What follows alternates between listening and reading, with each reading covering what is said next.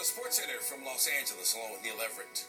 I'm Stan Verrett. When the Red Sox went to Cleveland, the story there was going to be their first game against former manager Terry Francona. But Monday altered the narrative. Yeah, Francona among those echoing this sentiment. Hopefully the game provides some comfort. Flags half-staff, moment of silence, and before the first pitch, Sweet Caroline, the Sox tune at Fenway, was played at the Cleveland Park, both sides wearing the black armbands.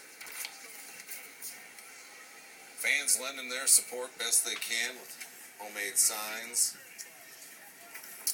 Boston hanging a 617 jersey in his dugout. That's the Boston area code. Let's pick it up in the second inning. And Baldo Jimenez pitching for Cleveland. Mike Napoli leading off. And he shops at the gap, so he's got a stand-up double. And then later in the frame, bases loaded for David Ross. It's a 2-2 count, and Jimenez would like to get that call. The breaking ball does not. At-bat continues. Francona would have liked to have got it too, because next pitch, Jimenez misses. Ross walks. Napoli scores. It's 1-0. Now 3-0.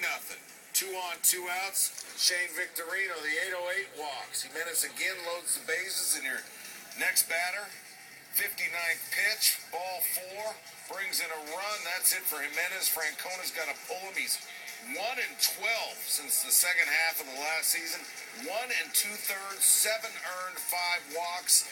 Napoli's your next guy up, facing Cody Allen with the bases loaded. And that'll clear him. The Red Sox win 7-2 despite whiffing 16 times. Bob Holtzman was there. With black armbands on their sleeves and lumps in their throats, the Red Sox stood for a pregame moment of silence. They were some 600 miles from home, but Boston's baseball team clearly had home on its mind. They're out of sight right now, but definitely not out of mind. How far is that jersey going to stretch?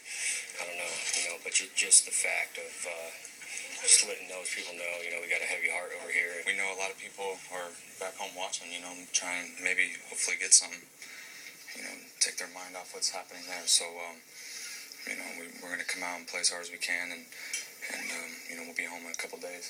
The Indians lowered the flag to half-staff and also wore black armbands, led by an understandably sympathetic opposing manager. You turn on the TV and you hear right wing, left wing. I wish there were no wings. Just wish people would get along. I don't understand it, and I don't pretend to. I hope that there's people way smarter than me that are somehow, someday able to figure this out so stuff like this doesn't happen. This was Terry Francona's first game against his former team, which on most days would have been the story. But after this game, at least in the Boston clubhouse, it wasn't even discussed. In Cleveland, Bob Holtzman, ESPN.